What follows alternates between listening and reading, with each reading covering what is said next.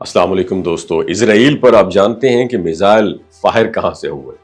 गुज़श्ता कुछ दिनों में मशरिक़ वुस्ता में जो हालात देखने में आए वो सिर्फ एक फौजी तसादुम नहीं बल्कि एक मुकम्मल स्ट्रैटेजिक तब्दीली की अलामात है। ईरान और इसराइल के दरमियान होने वाली हालिया झड़पें इस बात की गवाही देती हैं कि रिवायती स्ट्रैटेजी जो है ना, जंगली स्ट्रैटेजीज का ज़माना ऑलमोस्ट बदल चुका है। इस बार ईरान ने रवायती ज़मीनी या फ़िज़ाई जवाब के हमले में एक ऐसा इनिशिएटिव उठाया जो शायद उसके दुश्मनों की सोच से भी बाहर था। ना सिर्फ जवाब गैर मुतवक्के था बल्कि उसने ये भी वाज़ेह कर दिया कि ईरान अब डिफेंस नहीं करेगा बल्कि एग्रेसिव मूड में भी है, जारहियत का सामना करने के लिए पूरी तरह तैयारी में है। इब्तिदाई हमलों में ईरान के अहम शहरों जैसे तेहरान, तबरेज और अस्फहान की फौजी तनसीबात को टारगेट किया गया। इन हमलों के बाद सवालात उठे कि ईरान ने फौरी जवाब क्यों नहीं दिया, क्या ईरान कमजोर हो चुका है? लेकिन जैसे ईरान की जानिब से जवाब आया उन तमाम सवालों का जवाब मिल गया। ईरान ने जवाबी कार्रवाई का आगाज समुंदर की डेप्थ गहराइयों से किया जिसने दुश्मन को बरता हैरत में डाल दिया। ईरानी नेवी की जदीद तरीन फतह क्लास आबदोजों से दागे गए मिसाइलों ने इसराइल के शुमाली इलाके को टारगेट किया और ये आबदोजें सबमरीन ईरान की अपनी इंजीनियरिंग का नमूना है जो डीजल इलेक्ट्रिक सिस्टम पर बेस करती है, मबनी है और गहरे समुद्र में भी तवील वक्त गुजारने की सलाहियत रखती हैं।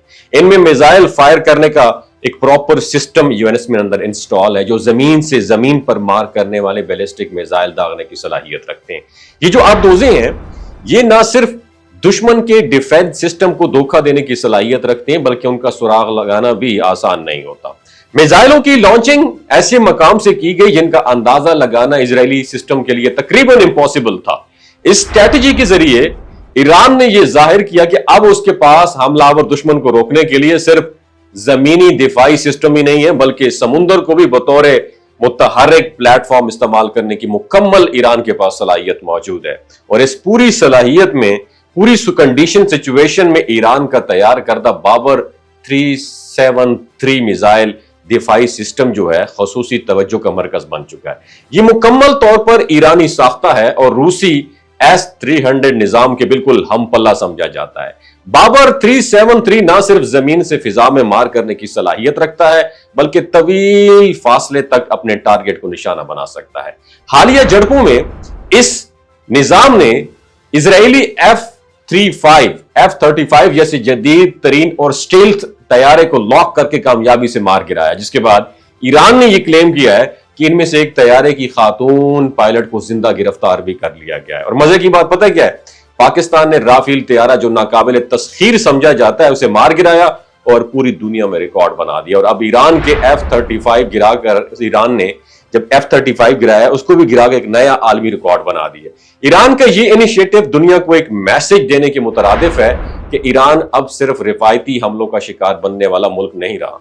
उसने अपनी अस्करी खुद कफालत को महज दिफाई सिस्टम तक महदूद नहीं रखा बल्कि जारहियत का जवाब देने की एक मुकम्मल स्ट्रैटेजी भी तश्कील दे दी है। इस सारे ये जो मंजरनामा है इसमें कुछ बैनुल अक़वामी किरदार भी नुमाया है। एक तरफ अमेरिका था और जो कि इजराइल का बहुत बड़ा अलाई इत्तेहादी है और इंफॉर्मेशन के मुताबिक हमले से कबल अमरीकी सदर और इजरायली वज़ीर आज़म के दरमियान में राब्ता हुआ, लेकिन इख्तलाफात के बाद इजराइल ने यकतरफा कार्रवाई की।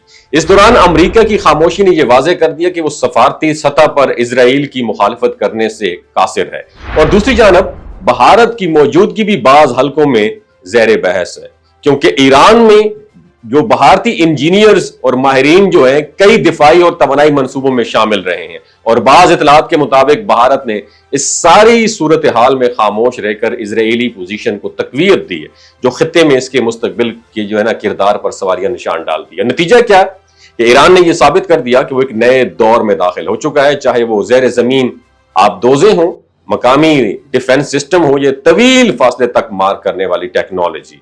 और ईरान ने अपने दुश्मनों को यह मैसेज दे दिया है कि हर मुमकिन महाज पर ईरान इज रेडी और अगर कोई इसे कमजोर समझकर कदम बढ़ेगा या कदम इनकी तरफ बढ़ाएगा तो जवाब आएगा, सिर्फ आएगा नहीं बल्कि जवाब नहीं आएगा बल्कि तारीख में लिखा भी जाएगा। वमा अलैना इल्लल बलागुल मुबीन। ये जो गिलगित बल्तिस्तान के लोग होते हैं ना, इनकी एवरेज उम्र 90 साल से भी ज्यादा होती है। You know why? क्योंकि ये लोग शलजीत इस्तेमाल करते हैं। शलजीत के अंदर 85 मिनरल्स होते हैं।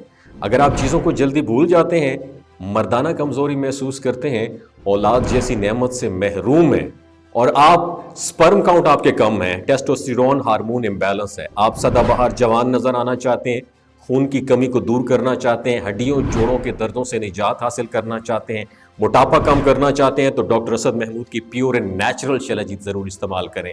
ایک بات آپ نے دماغ کی کھڑکیوں کو کھول کے آپ نے سننی ہے، ہمیشہ آرگینک اور قدرتی چیزوں کا استعمال کریں، کیمیکل والے فوڈ سپلیمنٹ خدا رہا استعمال نہیں کرنے۔ اگر آپ ڈاکٹر اسد محمود کی پیور اینڈ نیچرل شیلاجیت کو آرڈر کرنا چاہتے ہیں، نیچے دیے گئے نمبر پر واٹس ایپ کریں۔